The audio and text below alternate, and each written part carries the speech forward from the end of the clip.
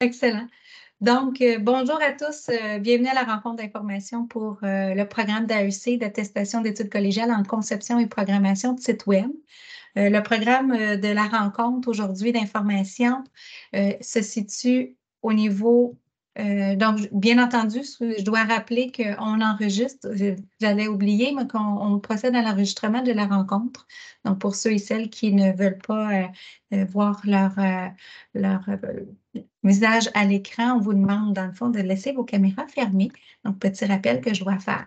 Donc ce qu'on va voir ensemble, les conditions d'admission, programme d'études, le coût de la formation, l'horaire des cours, l'information sur la profession, l'information sur le contenu des cours aussi, ce que ça implique, le retour aux études au niveau du mode de fonctionnement d'une attestation d'études collégiales, les mesures d'aide qui sont à votre disposition, là, parce que à partir du moment où on vous accueille dans le cours, dans le programme, on a toute une équipe qui est là pour vous soutenir puis vous accompagner tout au long de votre processus de formation.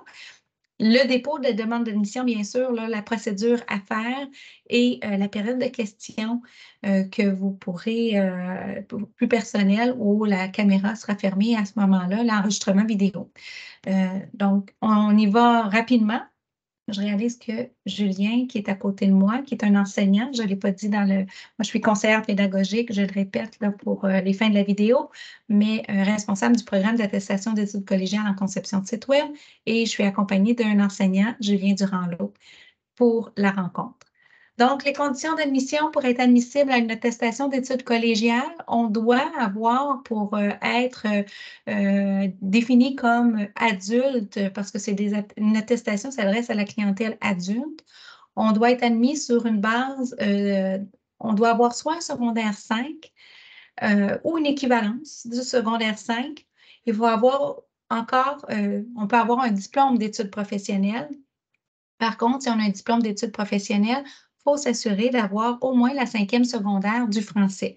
Si vous ne l'avez pas, vous rentrez sur la base d'un diplôme d'études professionnelles, vous pouvez, que vous n'avez pas votre français de niveau secondaire 5, vous pouvez aller soit le chercher au centre aux adultes si vous êtes en train de le compléter. Sinon, vous allez le voir un petit peu plus tard, vous pouvez le faire par l'organisme, un test BRIGHT qu'on appelle. Et ça, si ça vous concerne, là, je n'en fais pas la définition complète aujourd'hui, là, mais vous pourrez nous le signaler, nous le dire, et on va vous envoyer toute l'information pour aller passer un test pour avoir un score de 3,7, là, qui est un niveau de secondaire 5 pour le français. Si par contre, vous avez un DEP, si je prends secrétariat et comptabilité, par exemple, je sais qu'il y a des unités de français à l'intérieur. Donc, si vous avez 6 unités de français dans le cadre de votre DEP, c'est correct. Donc, vous n'aurez pas de test ou à faire la 5e secondaire. Donc, si je continue, oh, pardon, ici, posséder une formation jugée suffisante, par exemple aussi, si vous avez étudié à l'extérieur du Québec ou du Canada, si vous avez des équivalences, une évaluation comparative, soit du MIDI ou du SRAM, c'est une équivalence du secondaire 5 toujours. Vous pouvez être admis aussi sur la base d'unités universitaires. Il y en a qui se sont inscrits à l'université sur une base adulte, qui n'ont pas nécessairement fini leur secondaire 5 ou fait du collégial. Donc, vous devez avoir 24 crédits ou avoir 30 crédits. Bien, là, ça, c'est les 30 crédits universitaires, excusez-moi, et j'avais sauté le 24 unités d'études collégiales, si vous avez déjà fait des études collégiales.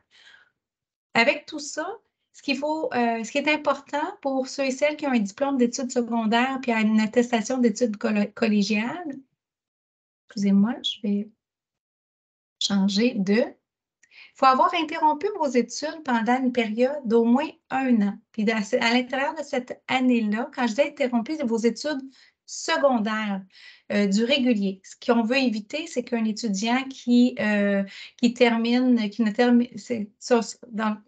excusez-moi, rewind.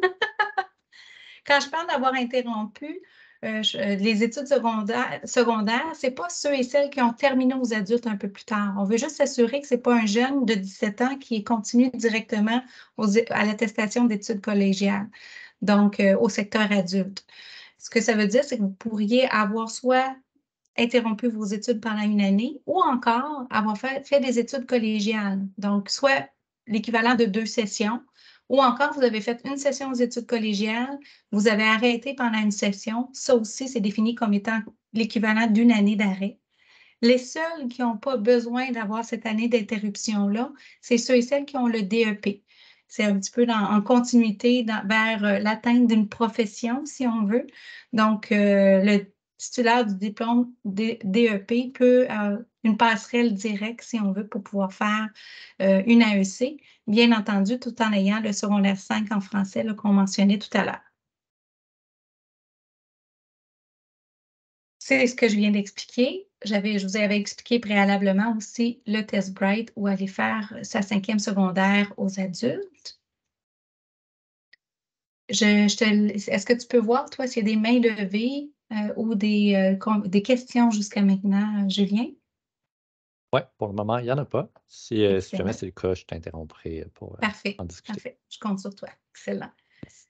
Test de sélection, algorithme, dans le fond, vous avez vu sur le site Internet, on annonçait un test de sélection pour le programme d'études. Je vous explique, on n'aura pas besoin de faire de test parce que ce test-là n'a pas été mis en place pour voir si vous répondez à un besoin d'admission, mais plutôt dans un cas où ce serait contingenté. Donc, s'il y avait eu plus de candidats que le nombre de places requis, là, à ce moment-là, on aurait fait un test de sélection qu'on appelle pour nous aider à déterminer les choix des candidats qu'on allait prendre pour l'AEC. Comme on est à un nombre en ce moment, avec le nombre d'inscrits à la rencontre d'information, plus ceux et celles qui s'étaient déjà inscrits au mois d'avril, qui souhaitent quand même conserver leur place dans le programme, on a un nombre qui ne dépasse pas. Donc, on n'aura pas besoin, dans le fond, si j'arrive, j'allais dire, au punch directement, on n'aura pas besoin de faire de tests de sélection. Donc, vous allez pouvoir, si vous répondez à toutes les conditions ou à l'une des conditions que je vous ai énumérées juste avant, donc, vous allez pouvoir déposer votre demande d'admission, comme je vous l'indiquerai un petit peu plus tard, et il n'y aura pas de période de test de sélection. On vous le confirmera tout ça par courriel, bien entendu, après la rencontre. Là, on va vous acheminer le tout par courriel demain. Donc, coût de la formation. Frais d'admission, vous avez un 30 à débourser, non remboursable, quand vous allez vous inscrire au SRAM. Je vais vous montrer la procédure tout à l'heure. Donc, vous allez avoir ce frais-là pour l'analyse de votre dossier. Il y a un frais d'inscription par session ensuite. Vous avez un programme d'études qui contient 4 sessions. Donc, il va y avoir à 4 moments un 185 et peut-être un 186, 87, on va voir. Là, chaque année, il peut y avoir un ajustement, mais pour le moment, les sessions sont de 185 Frais de matériel et de logiciel, il pourrait y avoir un abonnement annuel d'Adobe. Pour le moment, on a déjà des licences, donc il n'y a pas de frais nécessairement, mais on l'annonce quand même parce que ces règles-là peuvent changer d'une année à l'autre. Donc, année subséquente, 38,99 si on avait à débourser des frais au niveau de la suite Adobe. Pour le reste, Julien, je pense que là, on a quelqu'un dans la salle d'attente. Donc, Julien, au niveau des frais, c'est les logiciels, peut-être expliquer le mode de fonctionnement. Oui, mais la majorité de nos logiciels, en fait, sont libres de droit. Ça veut dire qu'ils sont gratuits. Le seul vrai logiciel qui est payant, comme tu mentionnais, Mélanie, c'est la suite Adobe, qu'on utilise à travers plusieurs cours. Fait que c'est important de l'avoir pendant l'ensemble de la formation. Ça va aussi être des logiciels qui sont utilisés pour la grande majorité sur le marché du travail, incluant la suite Adobe. La seule différence, c'est qu'une fois que vous allez être embauché, ben, ils vont être payés par l'entreprise. Donc, c'est vraiment à payer pendant que vous êtes dans votre formation, cette suite-là. Sinon, pour le reste, c'est tout disponible gratuitement. Il n'y a pas d'autres frais qui s'ajoutent à ça, là. Tout à fait. Merci. Donc, si on continue l'information, J'arrive ici à l'horaire des cours. L'horaire des cours, c'est une formation à temps plein de jour. Donc, les plages sont généralement placées entre 8 heures et 18 heures. Vous avez un exemple devant vous. L'horaire est construit à partir de plusieurs variables, si on veut, dont la disponibilité des enseignants qui offrent des cours, aussi d'autres cours, la disponibilité des locaux, des laboratoires informatiques, et tout ça fait en sorte que l'horaire peut varier, vous le voyez, là, d'une semaine à l'autre. Donc, c'est ça. Donc, vous voyez qu'elles ne se ressemblent pas nécessairement. Vous avez des périodes de travaux pratiques qu'on met au niveau de votre horaire. C'est des plages pour vous encourager à faire les périodes parce que chaque cours a soit des travaux ou des exercices à faire à la maison en préparation du cours suivant. Donc, c'est des périodes qui sont libres à vous. Vous pouvez les faire à la maison, vous pouvez les faire dans les laboratoires informatiques, en équipe. Bref, vous êtes libre de ce côté-là, les utiliser comme bon vous semble. Donc, du lundi au vendredi, les cours sont placés. Vous allez avoir l'horaire de chaque module, hein. On parlait tout à l'heure, vous allez avoir, dans le fond, pendant les sessions, différents modules de cours aussi. Donc, dans ces modules-là, vous allez recevoir, c'est entre, je vous dirais, 10 à 12, 13 semaines la durée d'un module, selon le nombre d'heures de cours. Et vous allez avoir d'un coup l'ensemble de l'horaire du module. Donc, vous n'aurez pas nécessairement l'horaire jusqu'à la toute fin d'un coup, ça va être par module. Formation offerte à temps plein, on l'a mentionné. Cours ont lieu le lundi au vendredi, 8h à 18h et période de travaux pratiques. On a fait le tour pour les horaires. Donc, l'information sur la profession, je laisserai Julien, mon collègue, prendre la pôle pour parler de la profession en soi de concepteur de site Web. Oui, absolument. Donc, une des choses qui est importante à savoir par rapport à la formation de concepteur de site web, c'est qu'au final, c'est une formation, puis c'est un domaine qui se sous-divise en beaucoup de secteurs. Fait que c'est un petit peu comme parler d'un docteur versus un spécialiste qui est aussi un docteur, mais qui est spécialisé dans quelque chose de précis. Donc, à travers la formation, on va voir plusieurs de ces spécialités-là et probablement que quand vous allez sortir sur le marché du travail suite à cette formation-là, ben, vous allez continuer dans une de ces spécialités-là. Par contre, c'est important de au moins avoir une vue d'ensemble sur plusieurs d'entre elles. Puis souvent, ça va vous permettre de choisir celle qui vous représente le plus, celle qui vous rejoint, parce qu'elles ont certaines implications différentes selon laquelle. Donc, quelques exemples ici qui sont donnés. Les titres peuvent varier. Donc, si jamais vous avez déjà cherché un petit peu, ça se peut que vous ayez vu des titres qui sont différents et tout. Mais on parle d'administrateur web. Donc, la personne qui va vraiment, le site web est déjà conçu, c'est plus de la gestion. Une fois que le site est en ligne, de s'assurer que ça reste correct, que tout fonctionne bien, même une fois que le site est en ligne. Donc, concepteur web, développeur web, un peu interchangeable, ces deux-là. C'est vraiment la personne qui va prendre le visuel qui a été créé par un artiste, un graphiste, et qui va faire un site web avec. Donc, vraiment faire le code pour que le site web fonctionne va souvent avoir besoin de parler à quelqu'un qui est spécialisé dans le commerce électronique. Donc, que ce soit pour de la vente en ligne ou pour de la vente de détails, mais qui a aussi une partie qui est présentée en ligne. Donc, même si on ne peut pas acheter directement en ligne, juste la façon de bien présenter les produits pour attirer les gens en magasin, ça peut être important. Donc, c'est toutes des choses qui touchent de proche ou de loin à notre domaine.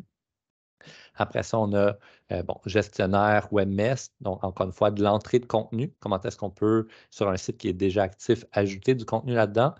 Et donc, toutes sortes d'autres titres. C'est une des parties qui est, je dirais, quand même difficile avec le domaine, c'est qu'il n'y a pas de titre très défini. On invente un peu les titres au fur et à mesure que la programmation puis les sites web avancent.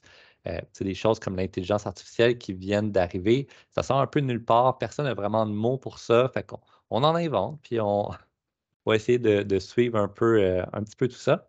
Mais l'idée à retenir derrière tout ça, c'est vraiment que vous allez être exposé à plusieurs façons, plusieurs facettes de la conception de site web. Puis il y a probablement certaines d'entre elles qui vont vous rejoindre un petit peu plus, puis vous allez pouvoir vous perfectionner dans ces facettes-là.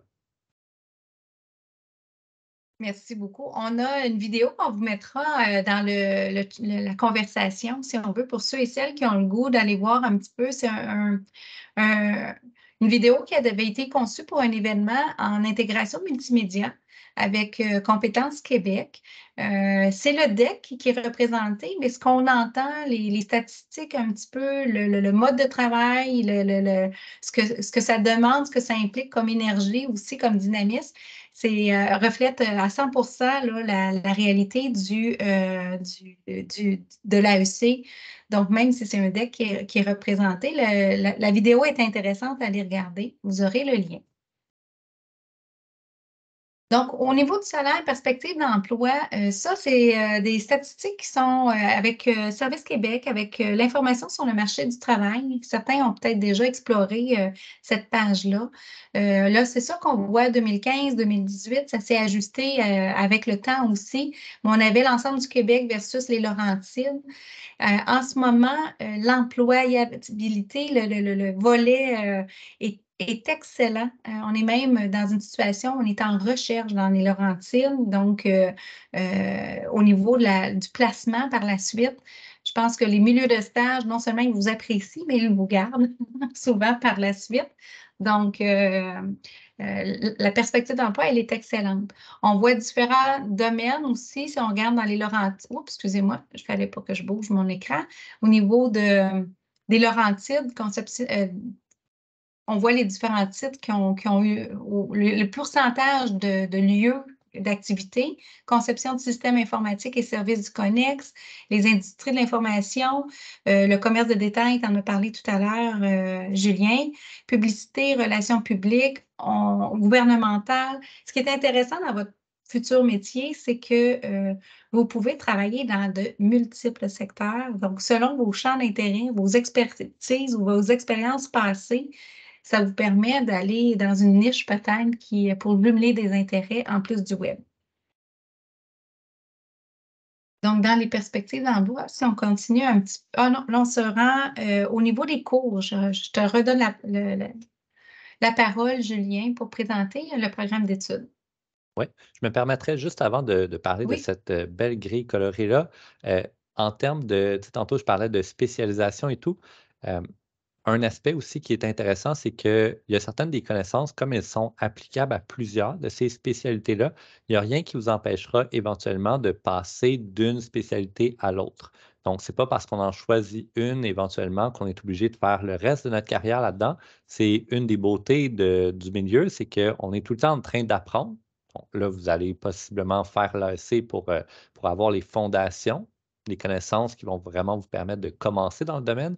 Mais tout le long de votre carrière, vous allez continuer d'apprendre. Puis là, ce sera à vous de choisir, dans le fond, est-ce que vous continuez toujours dans cette spécialité-là ou est-ce qu'éventuellement vous bifurquez vers une autre spécialité? Pour me prendre comme exemple, j'ai commencé en web d'une certaine façon. Après ça, j'ai transitionné vers les applications mobiles. J'ai fait une petite partie qui était plus des espèces d'affichage interactif, donc Biodome, ce genre de choses-là.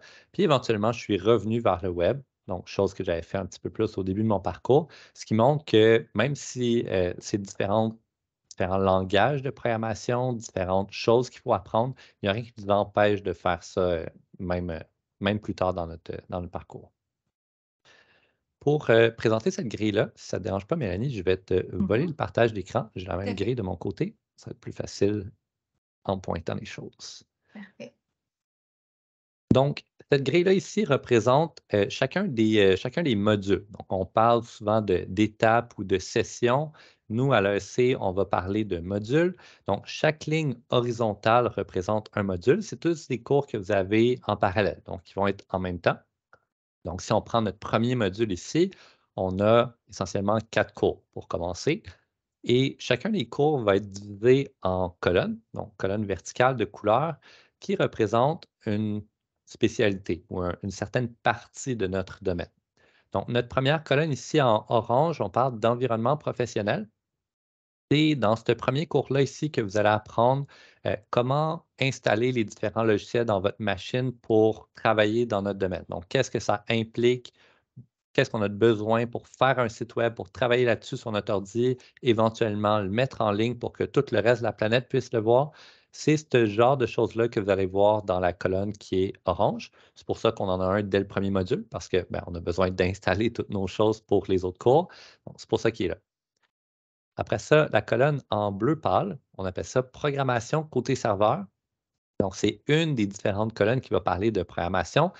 Le côté serveur, qui est la partie différente, c'est la partie cachée du site web. Ce n'est pas la partie où est-ce que les utilisateurs peuvent interagir avec, c'est ce qui fait que ça fonctionne en arrière-plan.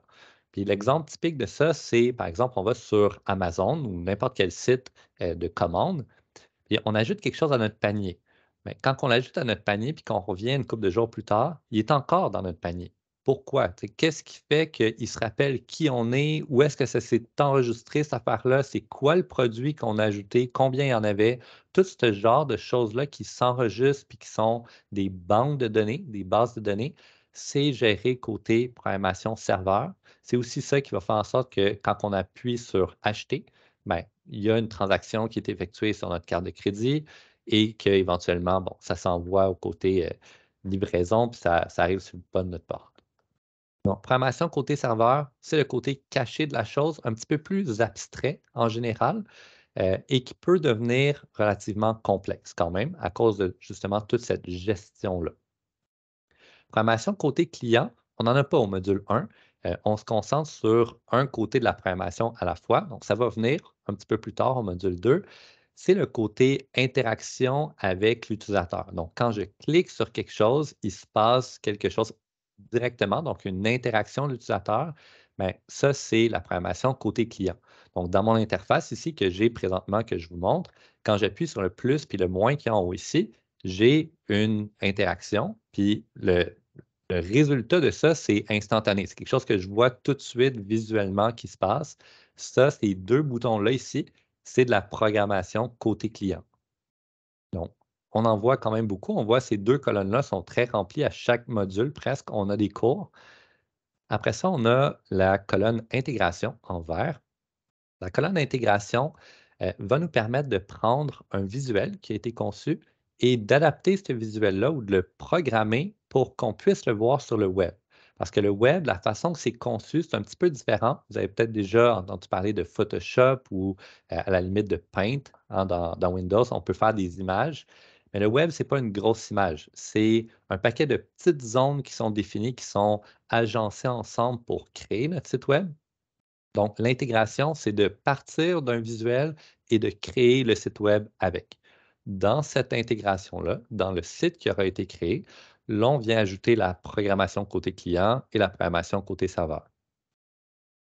Finalement, notre dernière colonne ici en rouge, design et ergonomie, ben, c'est complémentaire à l'intégration. C'est là où est-ce que vous allez apprendre les les informations, si on veut, fondamentales côté visuel. Comment concevoir visuellement un site web? Qu'est-ce qui est important aussi dans un site web? Pourquoi les menus sont tout le temps en haut? Pourquoi les sites web ne mettent pas les menus en bas? Il y a certaines raisons derrière ça. C'est dans ces cours-là, dans cette colonne-là ici, que vous allez apprendre pourquoi. C'est quoi les normes? Pourquoi on les respecte? Dans quel cas on peut ne pas les respecter? Ce genre de choses-là. Donc, vraiment le côté design.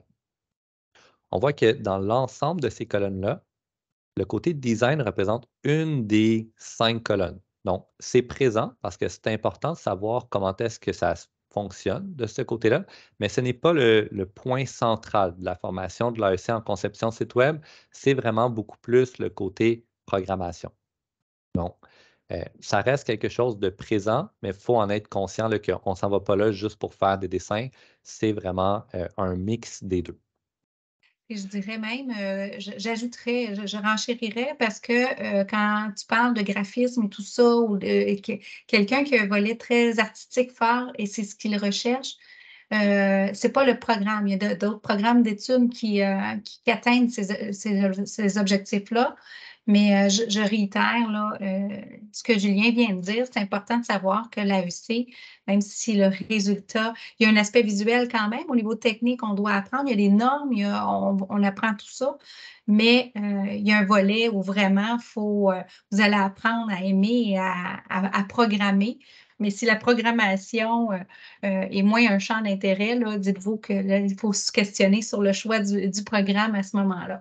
Mais vous devenez vraiment des spécialistes au niveau de la programmation web là, dans le programme. Mhm.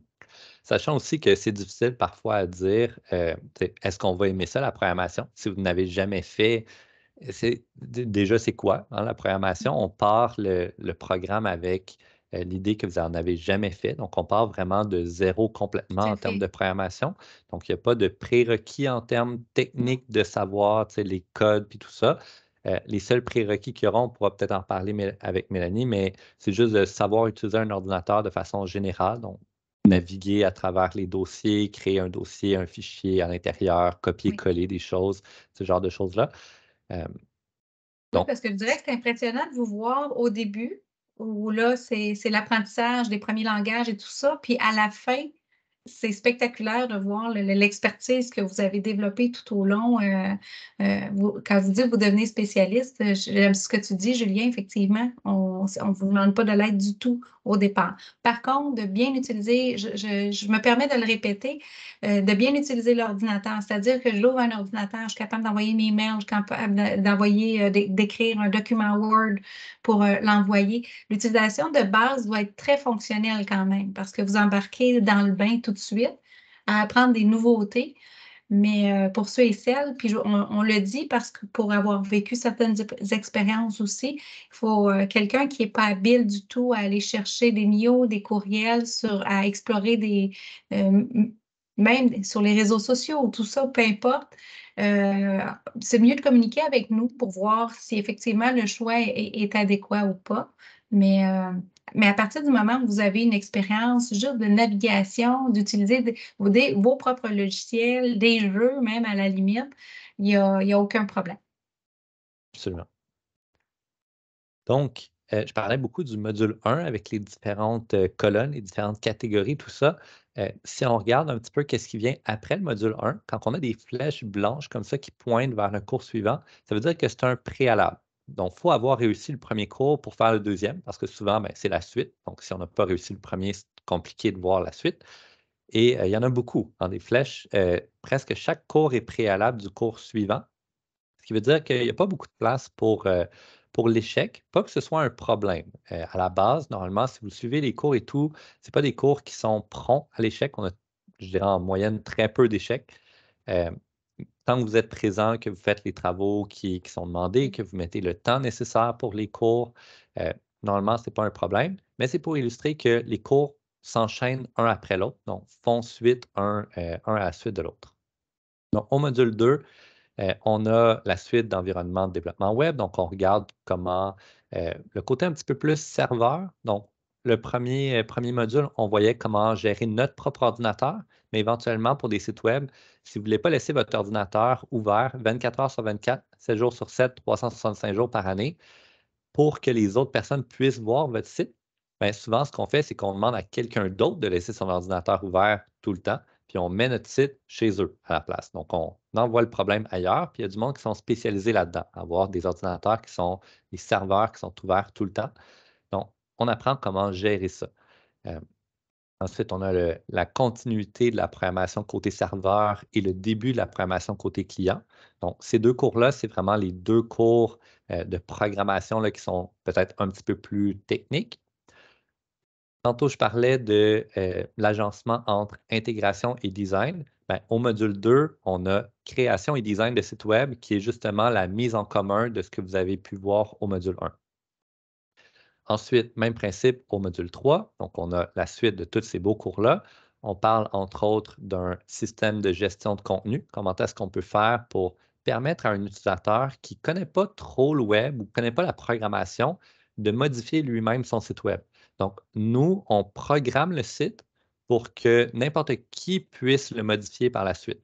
Donc, quand vous écrivez un post sur Instagram, Facebook ou peu importe quelle plateforme, vous n'avez pas besoin d'écrire le code. Pourtant, ça s'en va sur le web quand même. Donc, il y a quelqu'un quelque part qui a dû faire l'espèce de pont entre qu'est-ce que vous écrivez puis comment ça se ramasse sur le web automatiquement par la suite. Donc, c'est ce qu'on appelle un système de gestion de contenu. On a l'expérience utilisateur, donc UX, UI, User Experience, puis User Interface.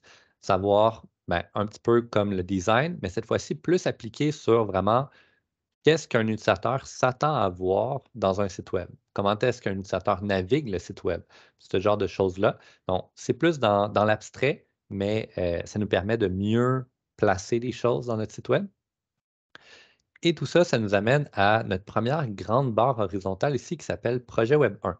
Donc, Projet Web 1, c'est un cours condensé sur 4 semaines dans lequel, première fois qu'on se voit pour ce cours-là, les enseignants vous donnent un mandat, donc un projet à faire, et vous avez 4 semaines pour le faire, par vous-même, de A à Z, au complet. Donc, ça veut dire partir du design, l'intégrer, ajouter la programmation autant en côté serveur que côté client, et évidemment d'avoir les logiciels installés nécessaires pour ça.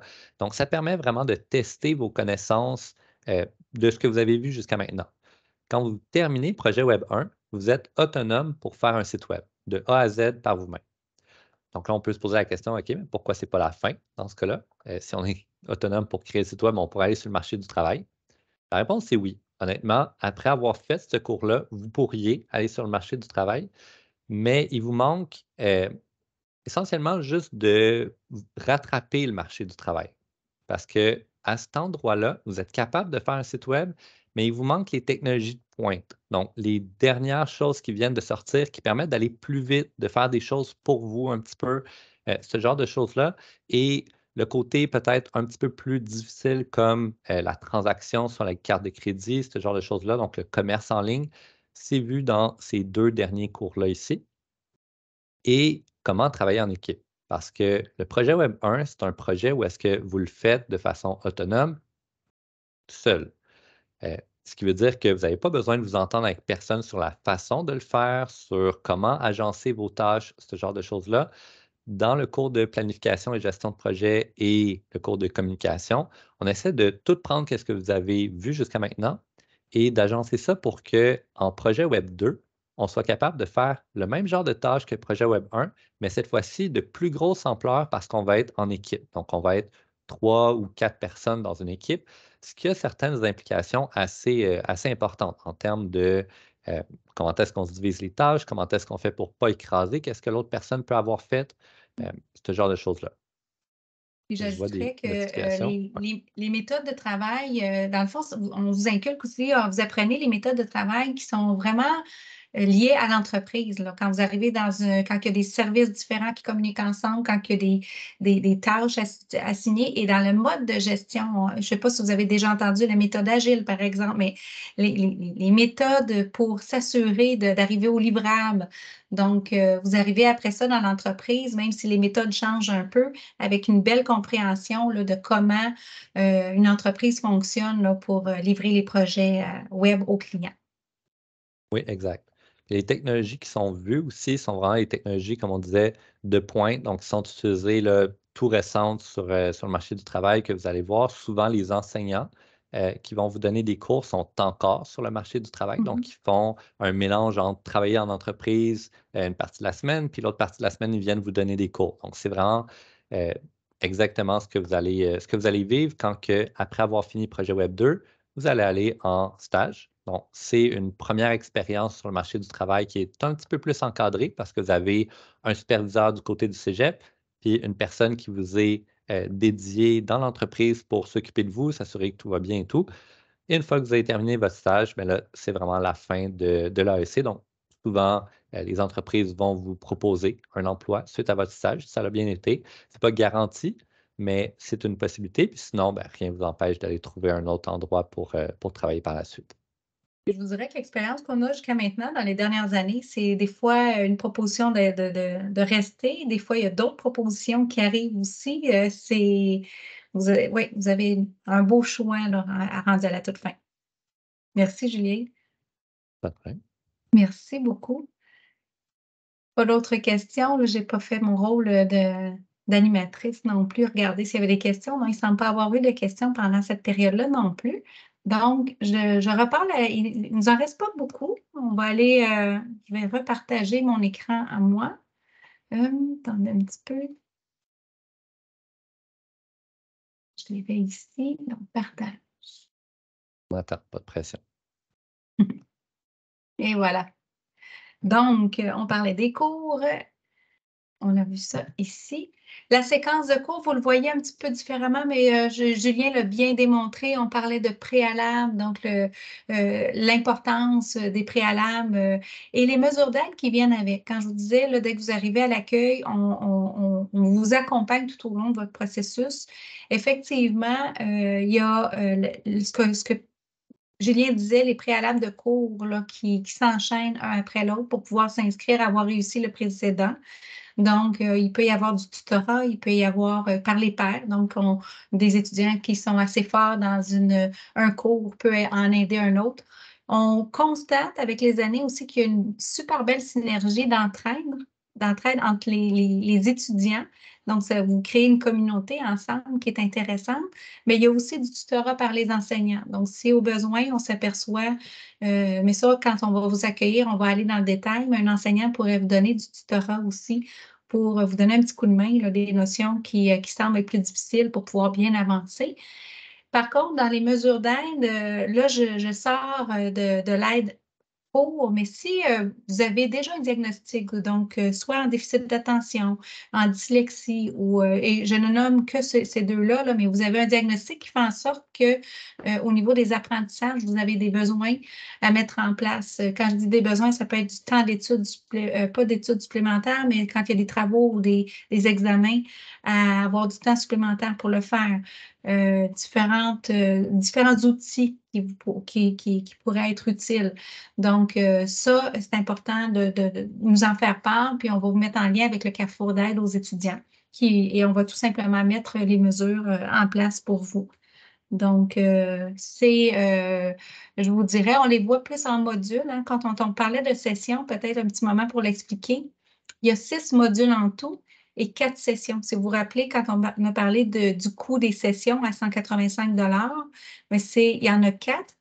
Mais parce que ça suit le mode régulier, là, automne, hiver et été. Mais si dans une même session, si vous regardez, dès le module 1 et 2, vous en avez deux. Donc, le module 1 se passe à l'automne 23, qui se déroule du 11 septembre au 1er décembre. Et le module 2, c'est un module pour nous d'automne aussi, donc du 4 décembre au 15 mars. Et vous n'allez avoir qu'une seule facture pour ces deux modules-là. Une petite nuance là où il y a des petites différences pour nous. Donc, période d'arrêt, bien entendu, vous allez avoir une période d'arrêt. Comme c'est condensé, vous êtes aux adultes et le programme se déroule dans le fond. Vous avez 2 semaines d'arrêt pendant la période des fêtes, du 24 décembre au 6 janvier, et pendant la période d'été, dans les vacances de la construction, le 21 juillet au 3 août 2024. Mesures d'aide, j'en ai parlé, je viens tout juste de vous en parler. Donc, dépôt, on arrive à la toute fin au dépôt d'une demande d'admission. Comment fait-on? Donc, j'ai un intérêt, je souhaite m'inscrire. La période d'admission est du 18 mai au 9 juin prochain.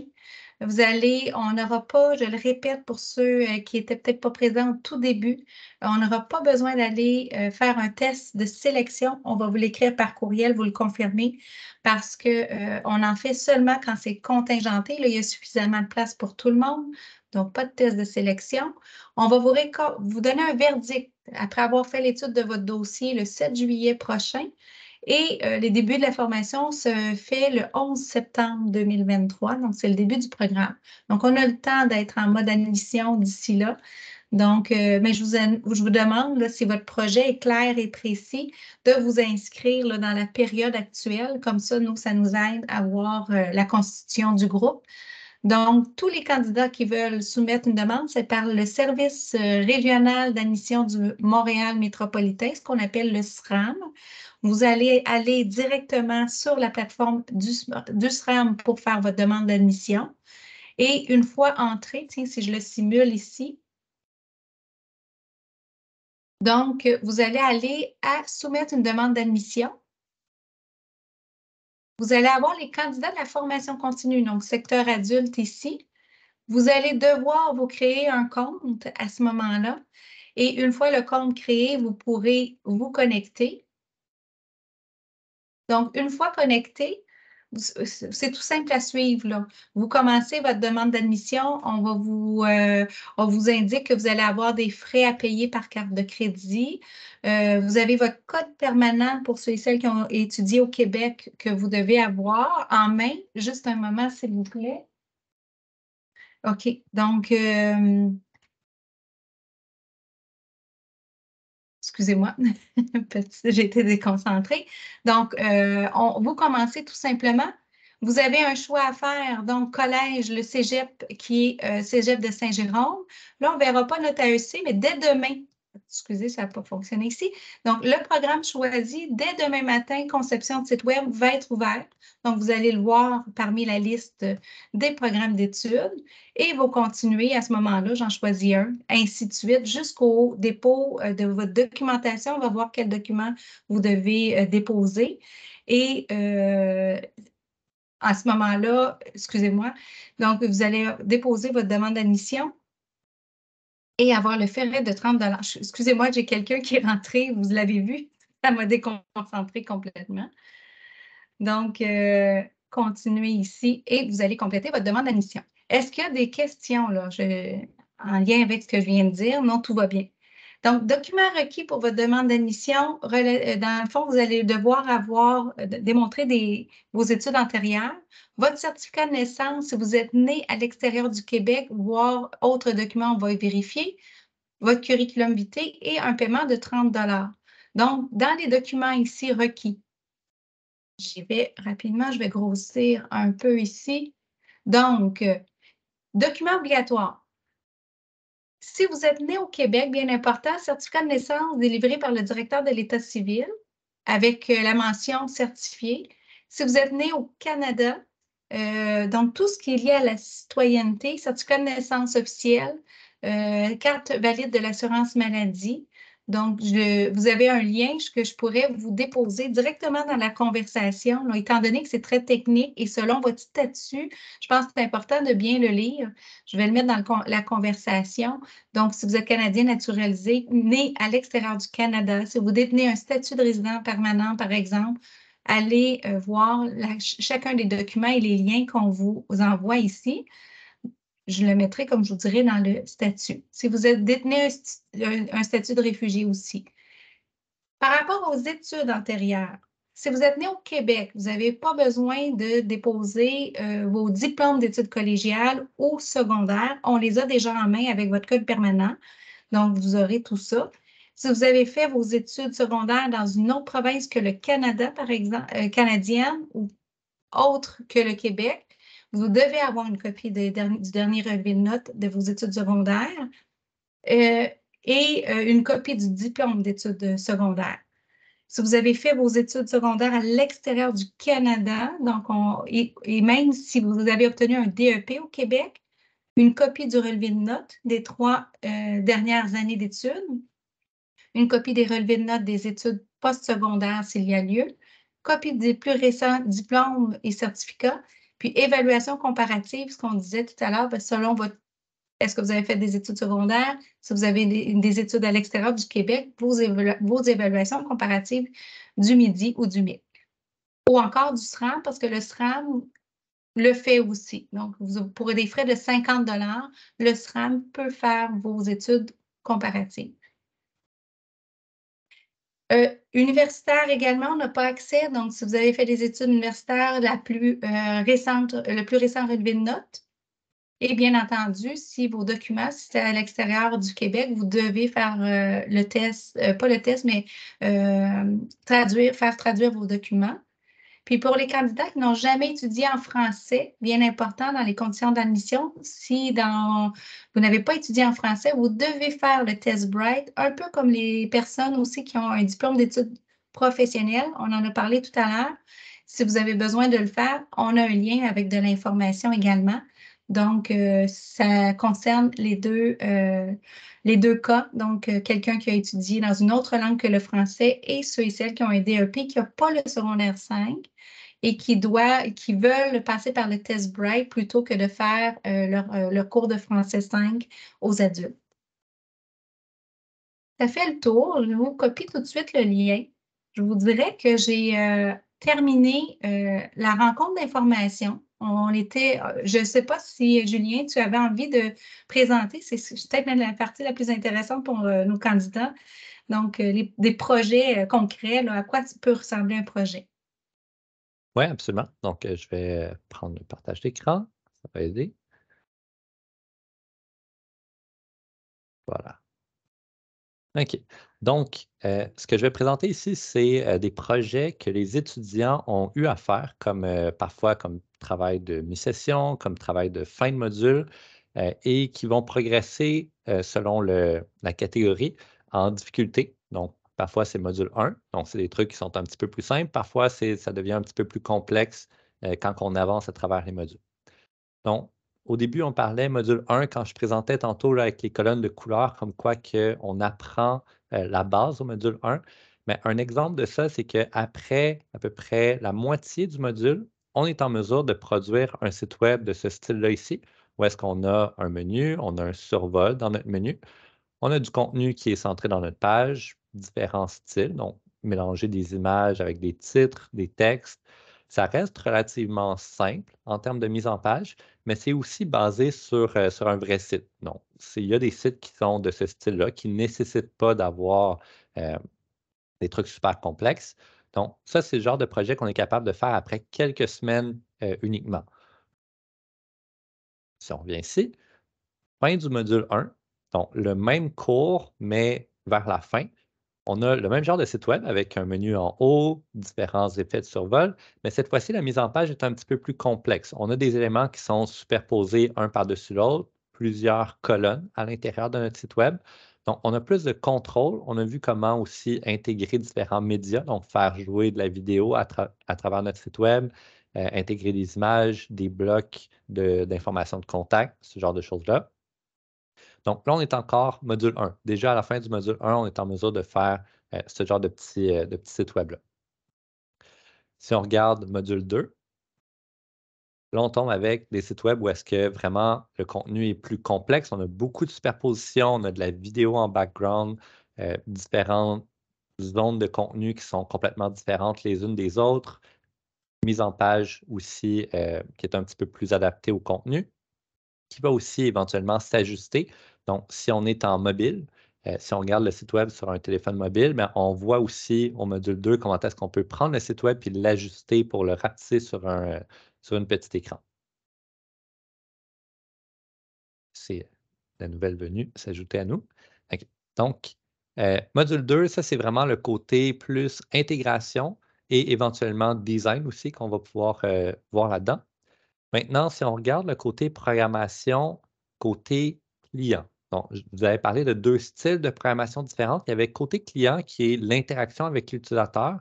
Ben, le genre d'interaction qu'on peut avoir, c'est d'avoir des blocs qu'on peut déplacer à travers notre site web. Donc, de pouvoir faire un click and drag. On est habitué de voir ça dans Windows. On prend un dossier puis on le déplace à un autre endroit. Mais sur un site web, ce n'est pas quelque chose qui existe à la base. Il faut le programmer nous-mêmes. Donc, ici, évidemment, c'est un bloc tout simple, c'est un bloc blanc, mais ça pourrait être n'importe quelle sorte de contenu. Donc, je pourrais prendre des images puis les glisser à différents endroits dans mon site. Je peux aussi utiliser ce même genre de technologie-là pour faire des effets peut-être visuellement un petit peu plus intéressants. Ou est-ce que comme ça ici, on voit si je bouge ma souris, ben, ça suit ma souris. Je pourrais présenter quelque chose par-dessus ça, donc avoir ça en arrière-plan, puis avoir du contenu par-dessus qui est présenté, qui utiliserait le même genre de technologie qu'on a vu tantôt avec le côté intégration. On peut aussi jouer avec les différents médias. Donc, on voit comment contrôler de l'audio. Là, évidemment, vous n'avez pas le feedback audio, fait que c'est un peu moins le fun, mais on fait un piano. Donc, le fait de pouvoir vraiment jouer chacune des notes qui a un son différent.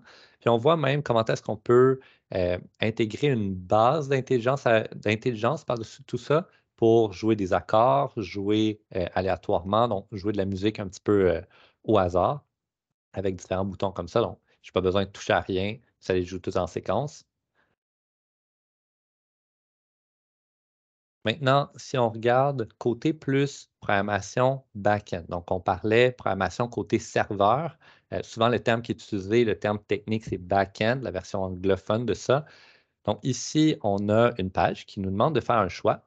Quand on va faire notre choix, en apparence, il ne se passe rien. Ça fait juste passer à la prochaine page. Mais en arrière-plan, l'ordinateur se souvient du choix qu'on a fait. Puis selon les différents choix qu'on fait à travers ces pages-là, un petit peu comme si on était en train de remplir un formulaire de commande ou on veut se créer un compte sur le site web, mais à la toute fin, il va être capable de se rappeler de tous les choix que j'ai faits, puis de faire un résultat quelconque. Donc, évidemment, ici, au module 1, on y va avec quelque chose de relativement simple. Selon les choix qui sont faits, ça influence le mot final qui nous est donné.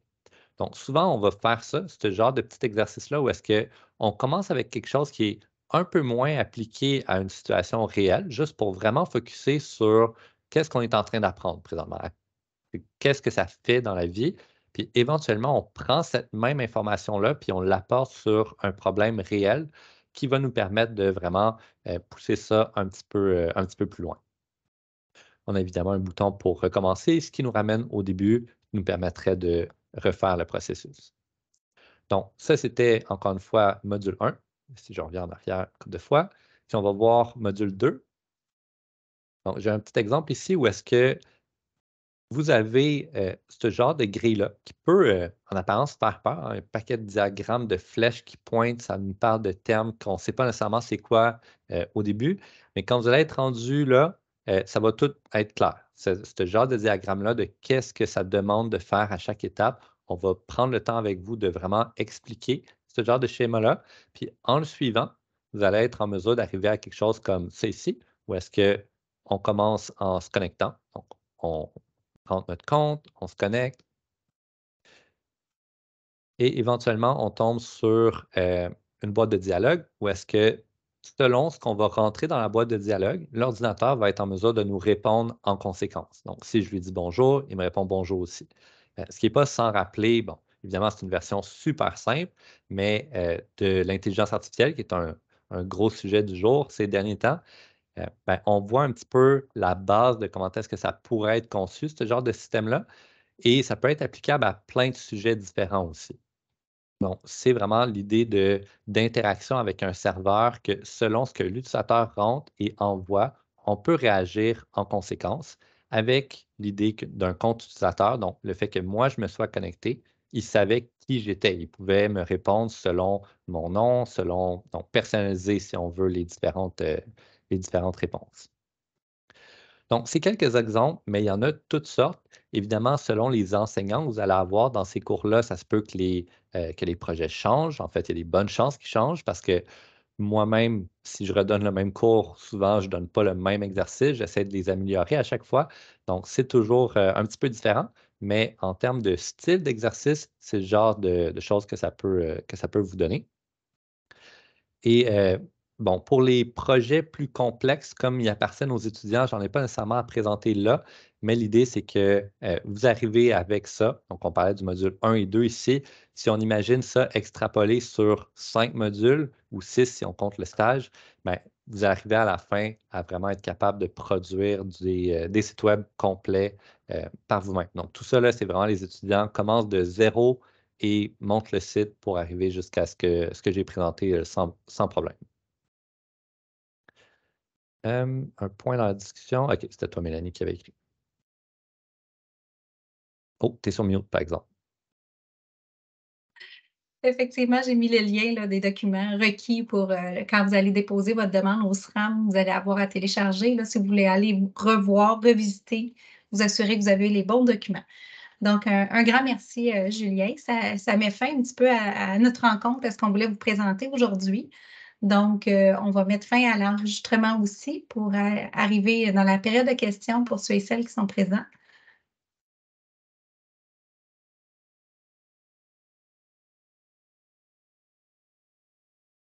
Julien, excuse-moi, est-ce que c'est toi qui mets fin à la rencontre, à l'enregistrement, étant donné Ah, que oui, je je vais cherchais faire mon ça. bouton tantôt?